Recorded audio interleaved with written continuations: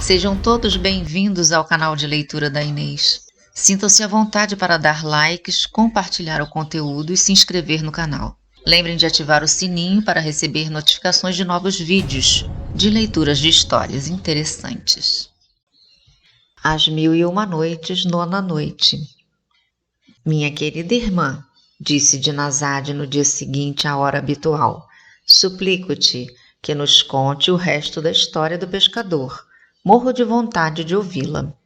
Vou dar-te essa satisfação, respondeu a sultana. Ao mesmo tempo, pediu permissão ao marido e, obtendo-a, continuou.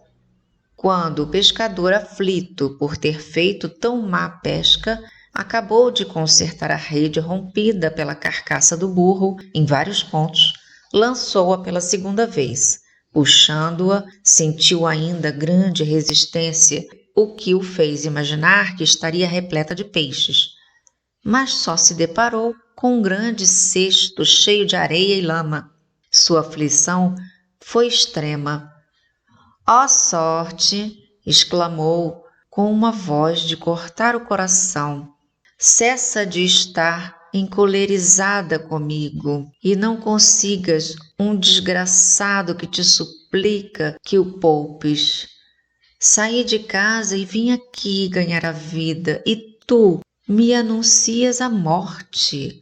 Não tenho outro ofício senão este para viver, e apesar de todos os meus cuidados, mal consigo satisfazer as mais urgentes necessidades de minha família. Mas não tenho razão de me queixar de ti, pois que te divertes em maltratar os honestos e deixar os grandes homens na obscuridade, enquanto favoreces os maus e ergues os que não possuem virtudes que os recomendem. Cessando as suas queixas, atirou o cesto a um lado e, após ter cuidadosamente lavado a rede enlameada, lançou-a pela terceira vez. Só conseguiu, porém, tirar pedras e excrementos. Não se pôde descrever seu desespero. Pouco faltou para que enlouquecesse. Entretanto, como o dia começava a despontar, não se esqueceu da sua prece, na qualidade de bom muçulmano. Em seguida suplicou: Senhor, bem sabeis que só lanço a rede 4 vezes por dia. Já lancei 3.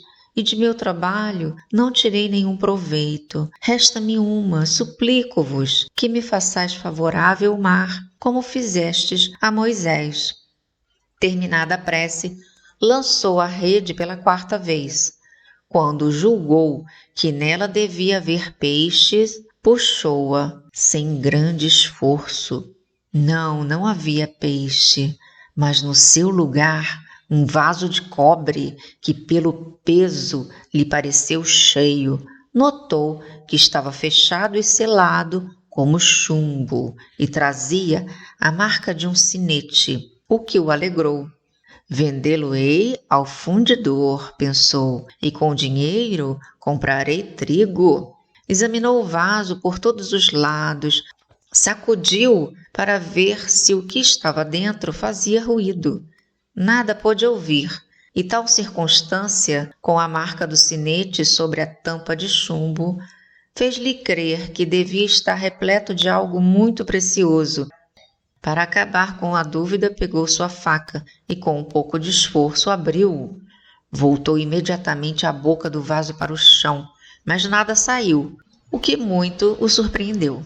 Colocou-o então na sua frente. Enquanto o contemplava, saiu do interior do vaso, obrigando-o a recuar 2 ou 3 passos, uma espessa fumaça que se elevou até as nuvens e, estendendo-se sobre o mar e a praia, formou um forte nevoeiro.